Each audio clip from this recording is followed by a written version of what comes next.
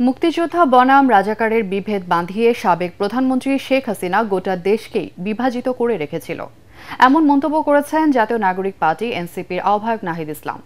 তিনি বলেন, মুজিববাদী আদর্শ গত 50 বছর দেশকে বিভাজিত করে রেখেছিল।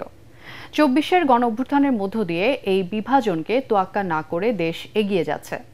দেশ গড়তে জুলাই পদযাত্রার 15তম দিনে বিকেলে ভোলা প্রেসক্লাব চত্বরে পথসভায় নাহিদ ইসলাম এসব কথা বলেন।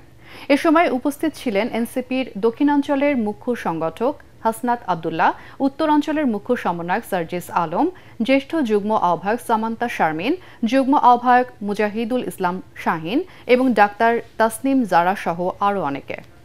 14 জুলাই রাত থেকেই এই গণঅভ্যুত্থান কোটা সংস্কার আন্দোলন থেকে রাজনৈতিক দিকে রূপ লাভ করে শেখ হাসিনার বক্তব্যের প্রতিবাদে বাংলাদেশের ছাত্র সমাজ নেমে এসেছিল।